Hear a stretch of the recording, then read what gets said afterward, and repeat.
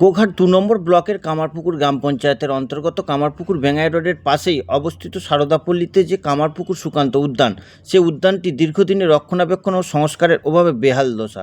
সরকার বা প্রশাসনের পরবর্তীকালে এটি নিয়ে ভালো কিছু পরিকল্পনা থাকলেও বর্তমানে এটি যে অবস্থায় রয়েছে সেটি পরিষ্কার পরিচ্ছন্ন করা বা সংস্কার করা খুবই প্রয়োজন, এমনটাই দাবি কামারপুকুরবাসী। সংস্কারের অভাবে হারিয়ে যাওয়ার মুখে এই উদ্যান বা পার্কটি, যদিও এ বিষয়ে সরকারি আধিকারিকের কোনো বক্তব্য পাওয়া যায়নি। এখন দেখার বিষয় কামারপুকুর গ্রাম পঞ্চায়েত এটির বিষয়ে কতটি গুরুত্ব দেয় সেটাই দেখার। এ বিষয়ে কি জানালেন কামারপুকুরবাসীরা? দেখতে থাকুন এমডি নিউজ, সবার আগে সব সময়।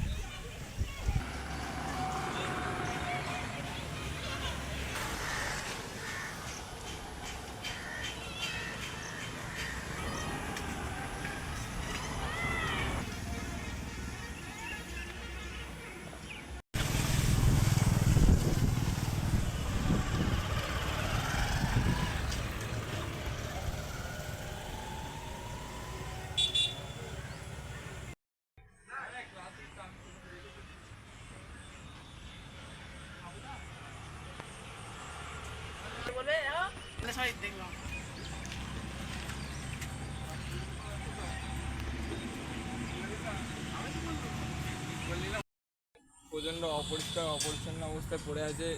এটা যদি খুব বাগানো বা কোনো পরিষ্কার পরিচ্ছন্ন করা যেত খুব ভালো হতো।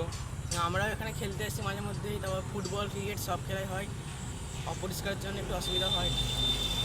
এইসব যদি উদ্যানটা যদি উন্নয়ন করা যায় কোনো কিছু, তার জন্য খুব ভালো হয়। আমার নাম সোহম সাহা। আর আমার নাম হচ্ছে রাজশ্রী মৈত্র।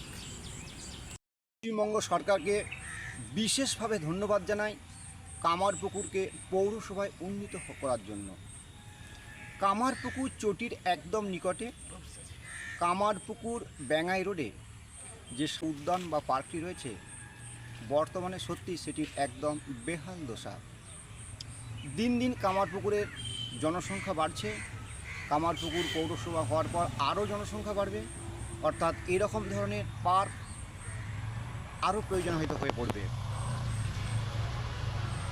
বর্তমানে খেলার মাঠ পার্ক এগুলো দিন দিন ছোট হয়ে যাচ্ছে, অর্থাৎ বর্তমানে এইটি যে অবস্থায় রয়েছে অবশ্যই সেটি সংস্কার প্রয়োজন এবং অন্তত এটিকে পরিষ্কার পরিচ্ছন্ন করে রাখা খুবই দরকার।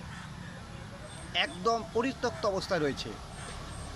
অবশ্যই সরকার ও প্রশাসনের এই উদ্যান বা এই পার্ক এবং সারদাপল্লীর মাঠকে নিয়ে ভালো কিছু পরিকল্পনা রয়েছে, কিন্তু এটি যে অবস্থায় রয়েছে তাতে আশু সংস্কার এবং এটিকে পরিষ্কার পরিচ্ছন্ন করার খুবই প্রয়োজন। আমি ভবানী প্রসাদ দাস।